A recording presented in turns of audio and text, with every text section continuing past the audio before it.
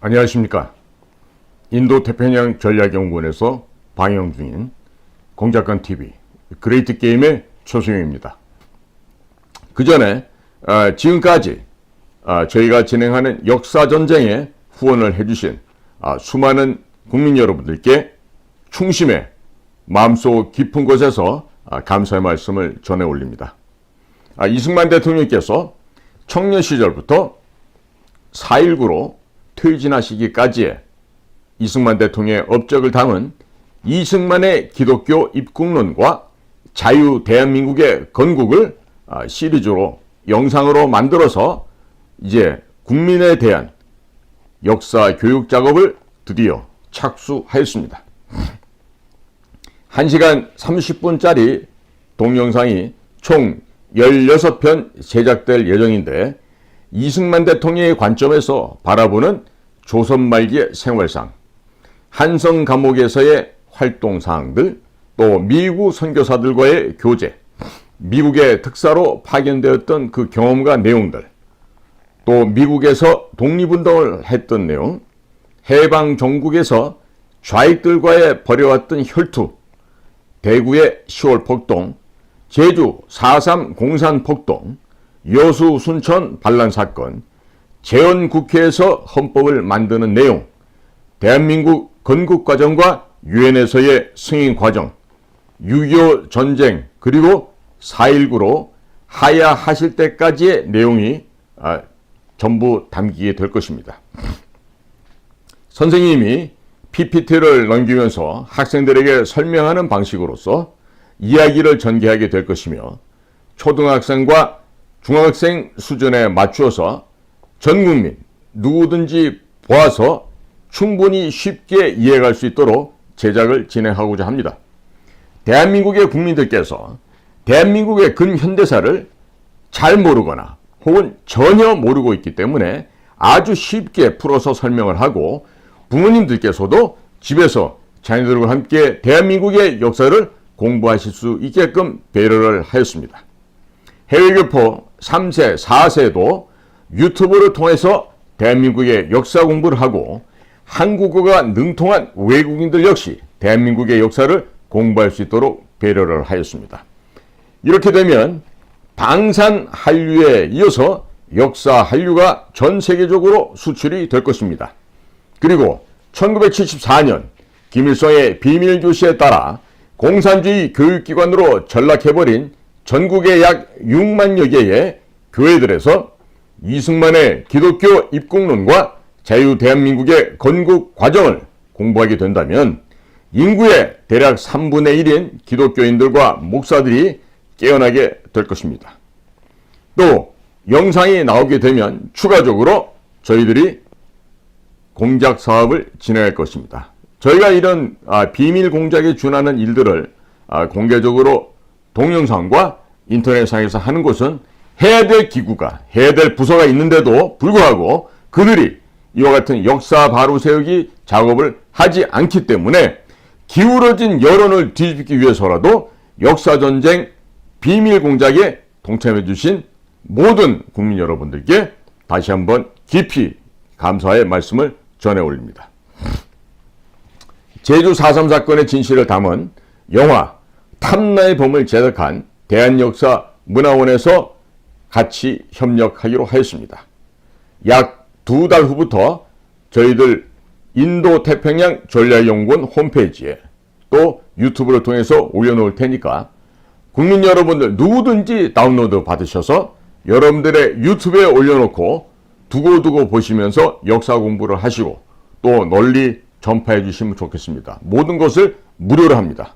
그래서 현재는 월 1만원씩 정기 후원을 해주신 분들이 90여 명 되시는데 자, 이 방송을 보시는 대한민국의 국민들께서 대한민국의 역사를 바로잡는 데 동참하실 분들은 가급적이면 많은 분들께서 참여를 해주십시오. 국민 여러분들 1000명만 월 1만원씩 정기 후원을 해주시더라도 저희들이 이 작업을 우리가 원활하게 진행을 할 수 있을 것으로 기대가 되고 있습니다. 작지만 스튜디오를 마련하고 강호에 숨어있는 고수들을 모시고 다양하고 깊은 내용들을 들어보는 아주 뜻깊은 프로그램을 만들려고 합니다. 우리나라의 언론이 좌편향되어 있다 보니까 우리 국민들의 눈과 귀가 이미 가려져 있습니다. 이미 이런 상황이 발생했는데 이것은요, 우리나라의 국가 안보에 매우 위험한 징조이기도 합니다. 잘못된 정보로 인해서 잘못된 분석을 하게 되면 국제 정세를 오판하게 되고 또 조선 말기처럼 망국의 길로 접어들 수가 있습니다. 자, 국민 여러분, 월정기 CMS 후원 1000명 그 이상 해주십시오. 여러분들의 후원이 1000명, 3000명, 5000명, 10,000명 이렇게 되면 대한민국이 변화될 것입니다. 변혁됩니다. 저는 확신합니다. 대한민국을 이 순간에 바꾸지 않는다면, 이 나라를 정상화시키지 않는다면 우리에게 미래가 없게 될 것입니다. 자, 따라서 역사를 모르는 자, 그 민족에게 미래가 없듯이 역사를 바로하는 자 앞에서는 그 미래의 역사가 탄탄한 대로로 우리 앞에 펼쳐질 것입니다. 국민 여러분께서 보다 많은 적극적으로 후원해 주시기를 부탁을 드립니다. 자, 현재 러시아가 중국을 통해서 북한의 경보병 여단 25,000여 명을 우크라이나 전쟁의 용병으로 투입을 하고 북에게 식량과 러시아 무기를 제공하기로 한다. 이런 얘기가 떠돌고 있다고 하죠. 사실은 이 얘기는 제가 아마 제일 먼저 했었을 거예요. 저희 그 북에 있는 우리 공작관 TV를 애청하시는 우리 공작 요원들이 이미 먹고 살기 위해서 북한 군인들, 이때는요 제대한 군인들까지 포함이 된다 그랬습니다. 해서 몇만 명이 월 10,000명 단위로 지금 이미 러시아로 가고 있다는 얘기를 제가 벌써 한 달 전부터 말씀을 드렸어요. 자, 그러니까 이런 식으로 북의 경보병 여단 중심으로 해서 간다고 하는 얘기는, 북의 경보병 여단이 어떠한 부대입니까? 이 경보병 여단은요, 대한민국으로 치면은 특전사, 우리 해군의 특수전 여단 UDT SEAL팀과 같이 매우 전투력이 왕성한 특수부대가 되겠는데, 이러한 인원이 25,000명씩 간다. 또 매월 10,000명씩 러시아로 가고 있다. 이건 우리가 잘 생각해 봐야 됩니다. 이것이 함의하고 있는 것이 무엇인가를요. 자, 그러니까 러시아와 중국, 북한이 한 팀이 되었다. 그러니까 우리도 우크라이나에게 적극적으로 무기 제공을 하는 것을 해야 되고 우크라이나를 도와야 한다.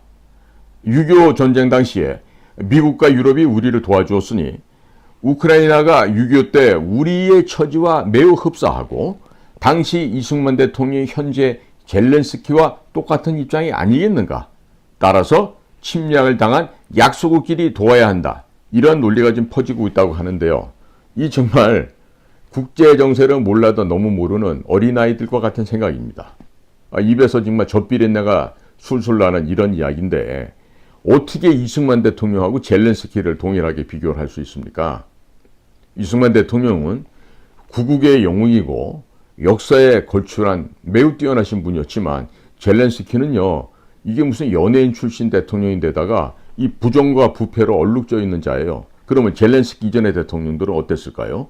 마찬가지죠. 더 심했으면 심했지 덜하지 않죠. 자, 그런데 이런 논리를 만약에 우리 국가정보원이나 대통령실에서 차용해서 이 우크라이나에게 무기 지원을 하기 위해서 의도적으로 이런 여론을 만들었다면 이거는요, 정말로 지나가는 소도 안 웃을 이야기죠.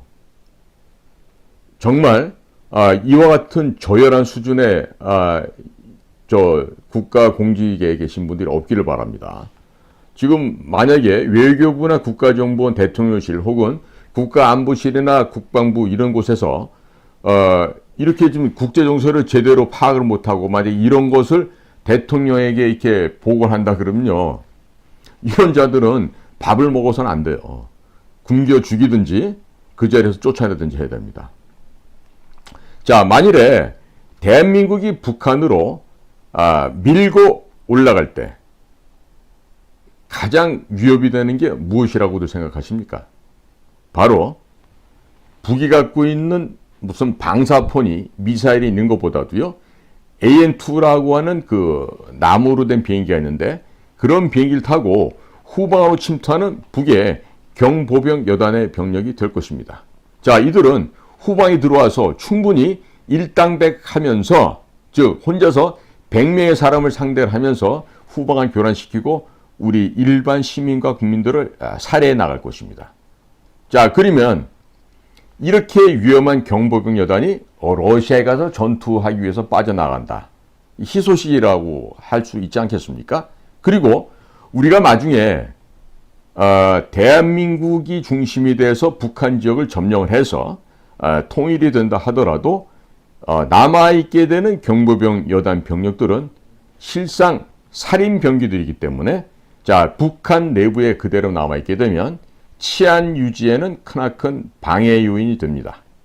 자, 경보병 여단 출신들이 강력 범죄자 혹은 범죄 조직으로 전락하고 변질될 가능성이 매우 높기 때문에 이러한 이러저런 명분을 만들어서라도 이 북의 경보병 여단 출신들은 해외 파견 근로자로 만들어서 해외로 내보내야만 수복된 북한 지역 내부에서의 치안을 최단기간 내에 안정화시킬 수 있는 것이죠.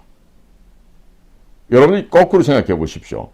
대한민국의 특전사, 대한민국의 해군 특수전 여단, 대한민국의 해병대,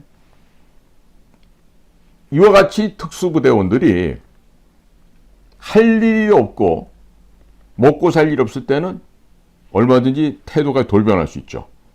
그게 바로 똑같이 북쪽에 대입해보면 북의 경보병 여단이 그와 같은 군 병력이라는 점을 우리가 잊지 말아야 할 것입니다.